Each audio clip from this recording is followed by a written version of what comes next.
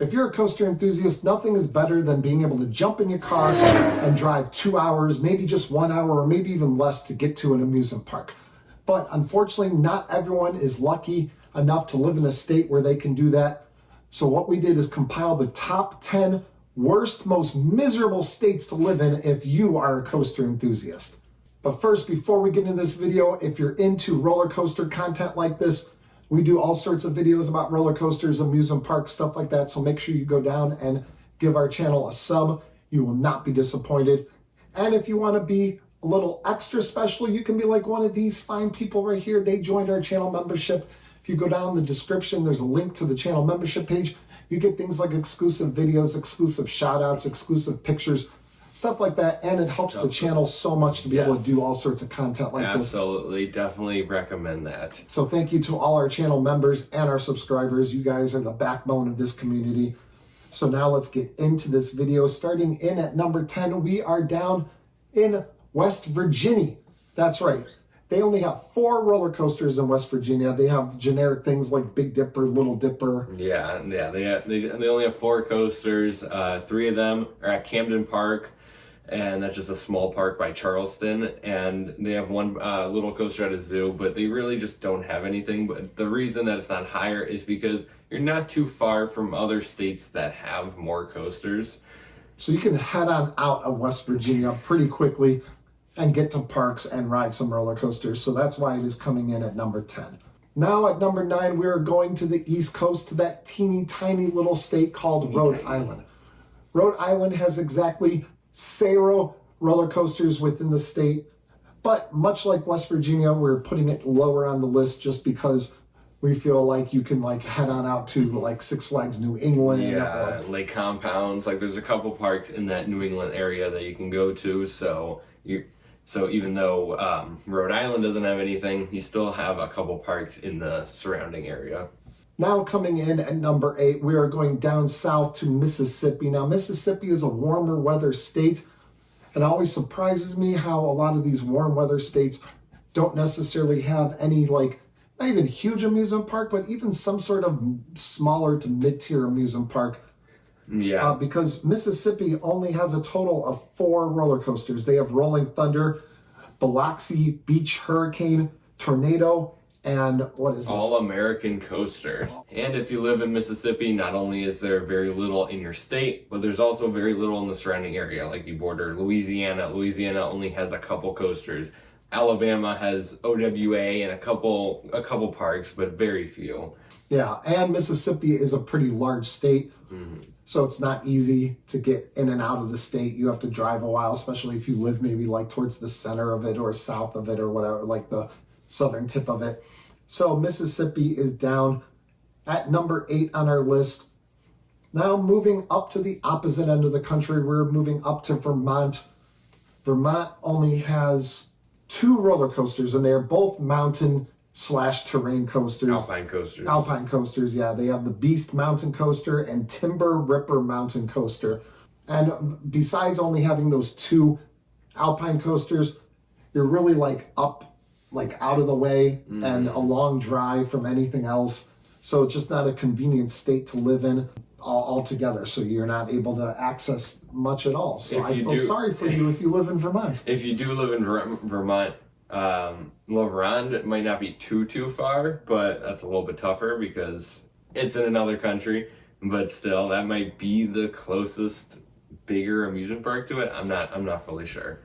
Now on to number 6. We are in South Dakota. They have exactly 3 roller coasters in that entire state, and that is a huge state landmass wise. Mm-hmm. So they only have Humpty Dumpty Great Fall. Humpty Dumpty Great Fall is probably my number 1 bucket list roller coaster in the entire world.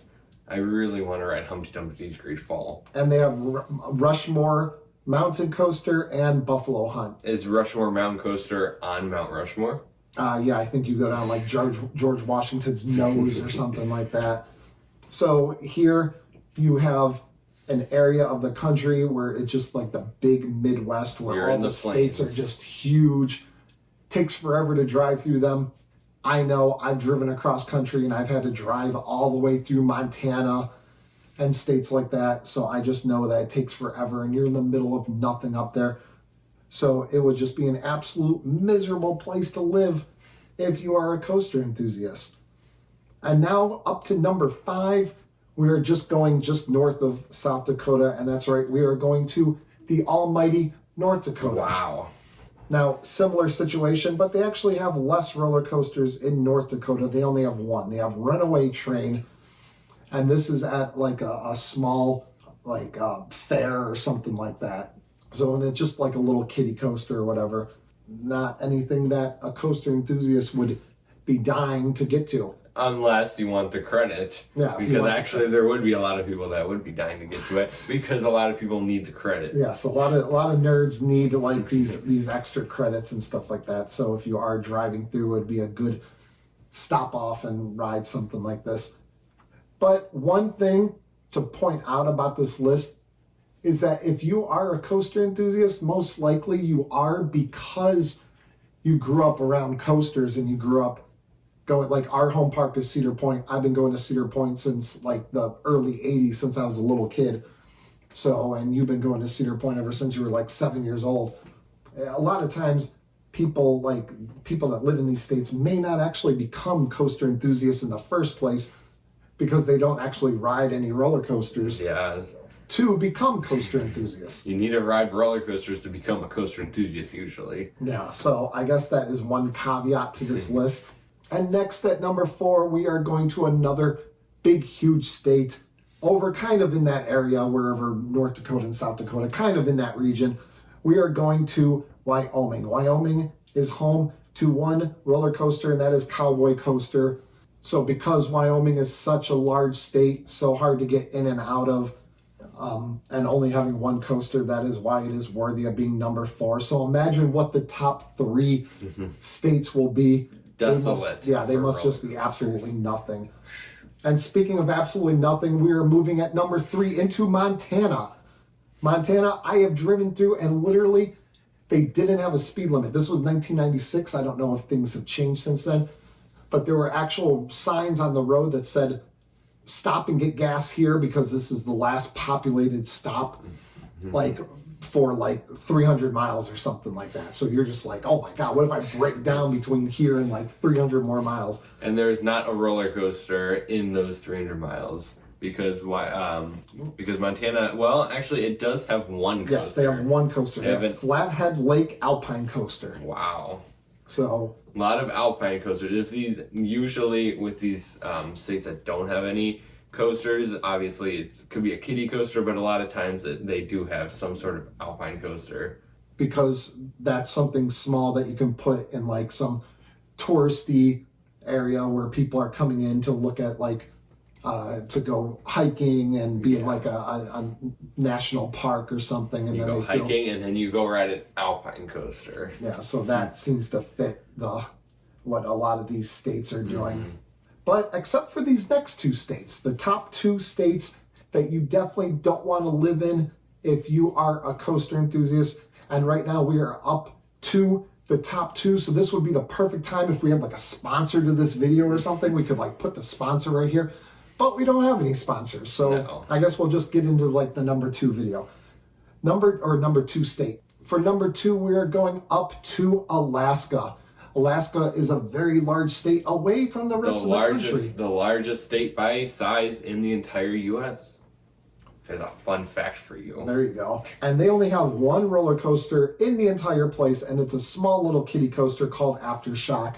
And so if you are in Alaska, you have that one roller coaster, and basically getting anywhere else, I mean, you have a better chance of getting over to Russia to ride some Russian roller coasters than you do in the United States. Yeah, because it is pretty close to Russia. They could build a coaster going from Alaska to the Russian border. That would be pretty cool. But your closest amusement park is probably like Peony Playland in Vancouver, maybe. Oh God, that would be unbelievable. But that's very far away. So yeah, there's not much there.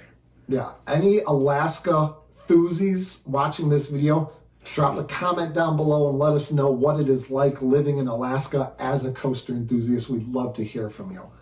So now that leaves number one, and this might seem like an odd number one choice because the state itself is a state that a lot of people want to visit, a lot of people live in, and it's a high touristy area. It is Hawaii. Now, Hawaii has exactly 0 roller coasters on the island, and I'm kind of shocked by that. On the islands, yeah. And I'm kind of shocked by that because it, like I just said, it is such like a touristy area. People go over there. Mm-hmm. You would think that they would put like a small little park or something. Yeah, something, but they have literally 0 coasters, and it is not very accessible to get to other U.S. states or other countries or anything. You gotta like from swim Hawaii. or have like a raft or something to get over to California. You'd have to swim a little bit. It'll probably take like a whole like 20 minutes to swim from Hawaii to California. So that would take a very long time. So would your home park be like Fuji-Q Highland in Japan, or would it be like Magic Mountain in California? Hawaii's closer to California, so... Is it closer to California? Yeah, by quite a bit. Oh, okay, well... By a decent amount, so... Well, it's kind of... It is kind of in the middle, but yeah, your home park would be, I don't know, who knows? So, anyway, if you live in Hawaii, I feel very, very sorry for you. Please move. You're going to move to Cleveland, where we have tons of amusement parks within a few hour drive.